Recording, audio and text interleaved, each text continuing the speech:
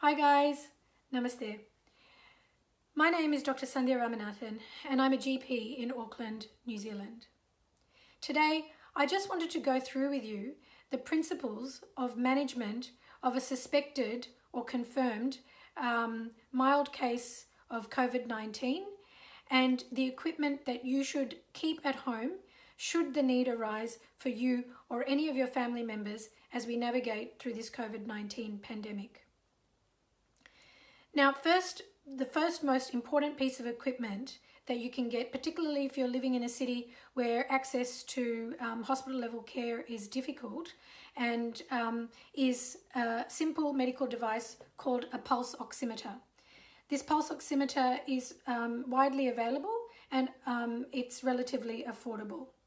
Now this device, when you use it to monitor the oxygen saturation levels in your blood every day as you are fighting the infection, will go a long way in providing reassurance that you are okay to be managed at home and you don't need to go to hospital. So I'll just show you how to use this device. You just switch it on. Okay, it normally has some batteries that it comes with that you put in the back. Then you just slot your index finger into the oximeter and it shines a light and determines what the oxygen saturation level is at the moment in your blood, and it looks like mine is not doing too bad at the moment. It's 100% and the number below is my pulse rate. Okay, so this is a very important device that you can invest in to make sure that your family stays safe. The normal range is between 95 and 100. If your oxygen saturation is falling below 93, and if it's associated with shortness of breath, it is an indication as well that you definitely need to get some urgent medical advice.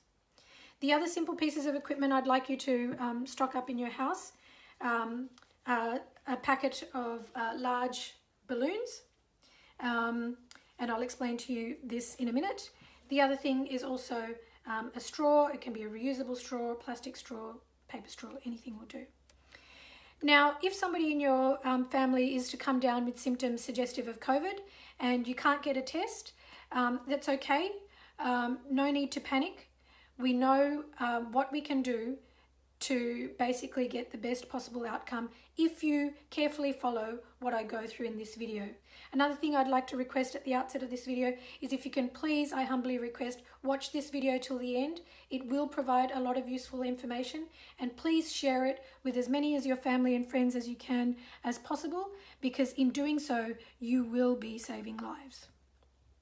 Now, the first principle of management of this condition at home is priming your immune system. Now, our immune system is our first port of defense in fighting any infection, and COVID-19 is no different. So it's very important that we have a good diet that is rich in real food, colorful vegetables and fruit, and minimize any junk, processed foods and alcohol or fizzy drinks, etc. Also, you need to stay well hydrated with water, and you need to remain calm, because this is an issue where your mind will very much determine what will happen to your matter or to your body. So it is very important that you stay calm, and these breathing exercises that I'll be showing you later will also help you do that. Now, in addition to your base immune system, which you need to keep primed with your excellent 8 hours sleep a night, I would, at the first sign of illness, add 3 immune boosting supplements every day, and that is zinc, vitamin D, and vitamin C. You can add something else if you wish, like turmeric, echinacea, but these 3 are essential: zinc, vitamin D, and vitamin C. Okay, so that covers your immune system. All right, and so we'll be taking that every day. The next most important principle of management is reduction in viral load. Now, when you get infected with COVID-19, it enters mainly from somebody else's infected respiratory droplets through your nose and your mouth, and also sometimes through your eyes. So if you are out and about and you can't maintain a social distance of at least 2 meters, or if not 1 meter, then you need to be wearing a mask that covers your nose and your mouth, and preferably some glasses as well, because even if you do interact with somebody that may be infected, this will help reduce the viral load as you basically interact with this person in terms of how much virus dose you are taking into your system. Now, say somebody in your family starts coming down with symptoms such as fever, dry cough, running nose, sore throat, loss of smell or loss of taste. It is important to start working on diluting that viral load straight away. So the most important thing is doing gargling twice a day with warm salty water, and even preferable to that is a betadine mouth rinse. Now, if in addition to rinsing your mouth, it is very important to also rinse your nose. So there are several options available. One of them would be just a saline nasal spray that comes in a spray bottle, which you can just spray up each nostril, and you can repeat that as many times as you want through the day. Another and even better option is to get some saline made up into a little dropper bottle that has a lid that you can remove. Okay, and into that I would like you to drop a few drops of betadine concentrate, okay, like so. Then you put the dropper lid back, and it has another lid that goes on top, and that you basically twice a day, and if you're going in, you basically drop it into each nostril, okay, and that will help dilute. Even better than this is if you make up a saline nasal rinse, and you can get these nasal rinsing bottles, okay, that look something like this, and in that I have just put 250 mils of water that has been boiled in the kettle and cooled down, and to that I am going to add half a teaspoon of bicarb soda and half a teaspoon of salt, okay, and I've already added that into this. And in addition to that, I'm going to put in a few drops of betadine concentrate. And so with this, what you do is you do it over the sink, you lean over the sink, you direct the flow of the nasal washer back towards your throat as you enter your nose, and the saline fluid will flush through and come out the other nostril and out of your mouth, and will help again reduce that viral load. Okay, so there we have reduction in viral load. So already we've been through the first principle is priming your immune system. And the second principle is reduction in viral load. Now, another way which we can reduce the viral load, before I forget, is steam inhalation. This is very important and can also help with symptoms such as reduction in sense of smell. It's good to put a little dollop of Vicks into a bowl, pour some boiling water over it, cover your head with a towel and take steam, and do that twice a day.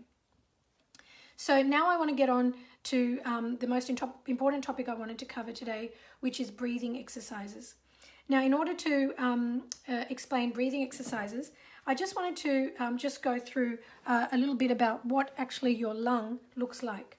Now, your lungs, which take up most of your chest cavity, basically are like a big sponge, okay? More shaped a little bit like this on either side. So as you can see, our lungs are smaller at the top and bigger at the base, and most of the airways are actually located at your back, all right? Now, because of this, if you are to collect any fluid in your lungs, that fluid with gravity is going to concentrate at the base of the lungs, so right at the back, okay? And it is very important that we do breathing exercises to make sure that there is no fluid accumulating at the base of the lungs, and we are emptying our lungs adequately to try and prevent collapse of these little air spaces right at the bottom. So in order to do that, it is very important that we breathe well, okay? Now, in the breathing mechanism, the most important thing for you to focus on is expiration, or breathing out, okay? Now, this is because when you breathe out, you are emptying your lungs of any you're emptying your lungs as much as possible. And it's the same as if you were to imagine that the oxygen that you want to take in is water that you want to take in and fill this sponge. You want to fill this sponge with as much oxygen as possible. So in order to do that, you first need to clear out any of the old water that is already sitting there, okay, that contains carbon dioxide. So I'm just going to show you and demonstrate with this sponge as I do it. So I'm going to take a big breath out first.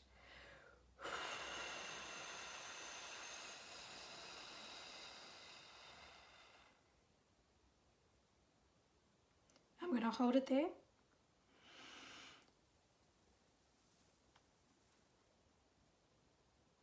And I'm going to take a big breath in and I'm going to hold it there. Okay? Now, this is a very important thing to remember and to practice. When you are doing something such as box breathing, which is breathing all the way out for 3 seconds, hold. Imagine that you're drawing a box. As you're breathing out, 1, 2, 3, hold. You draw the line up. Then breathe in, 1, 2, 3, hold. You draw the line down. Okay, so this is a very important thing for you to practice when you are well. Now, when you are sick, it is very important that you do some exercises that will help maintain the space, those little sacs at the bottom of your lungs, and keep them open and patent and not collapsing down with fluid. Okay, so I have a very good exercise which was given to me by the very clever anaesthetist mum of one of my classmates.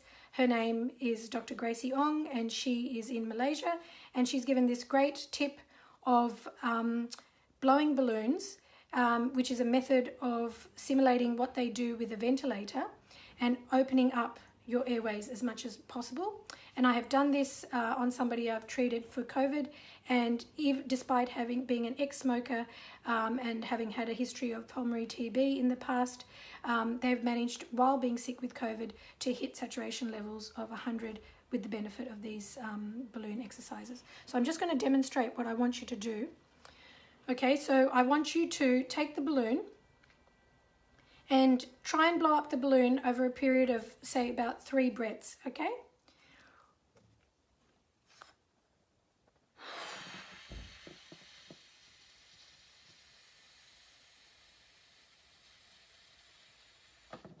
Okay, that's 1 breath. Okay, I'm going to get a good hold of it, and now I'm going to give it another one.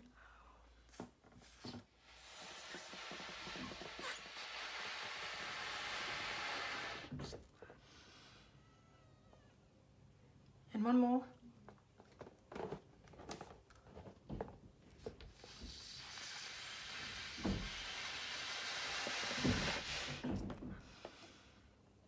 Okay, and then I can take the balloon.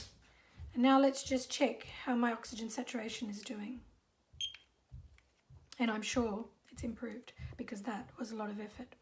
So basically what you're doing there is you're blowing out against resistance. That is a very good way to keep your airways patent. And there you have, I've just hit 100. Okay, now if you find that it's quite difficult, if you have elderly family members and they find it quite difficult to blow a balloon, you can pretend you are blowing a balloon, so they can just, pretend they have an imaginary balloon and just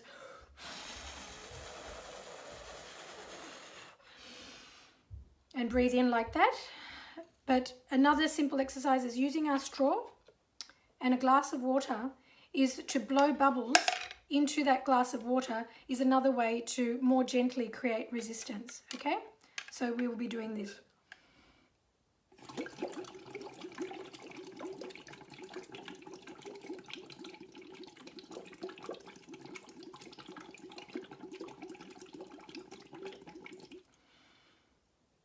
And this is another very good way and a good exercise to do. And I would suggest that you would do these exercises seated, and you would do these several times a day and recheck your oxygen saturations. Now, in addition to these exercises, the other extremely important thing is your posture. Now, to demonstrate that, I've got my beautiful doll Rani, and a little cushion.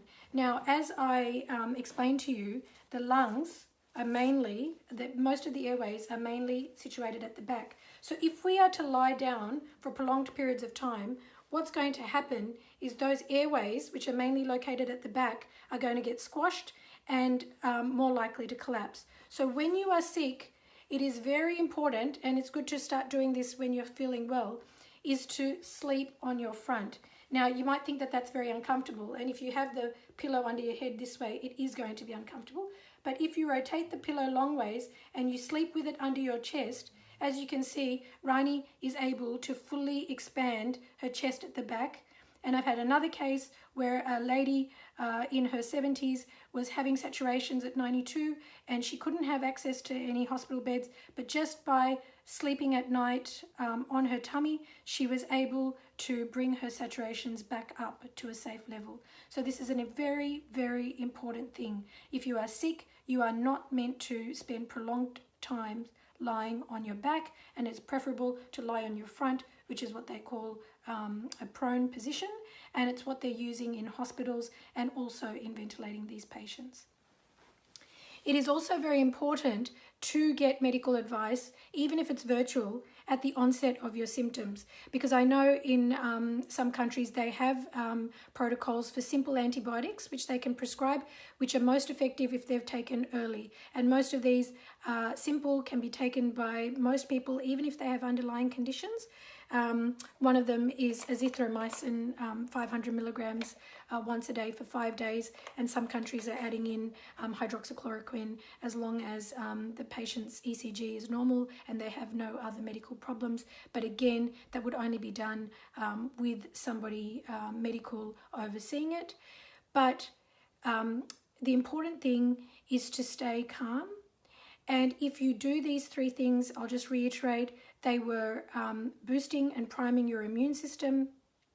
Number 2 was reduction in viral load. And number 3 was breathing exercises and maintaining a close eye on your saturations every day, at least for the first 14 days of the illness, and making sure that it stayed above between 95 and 100.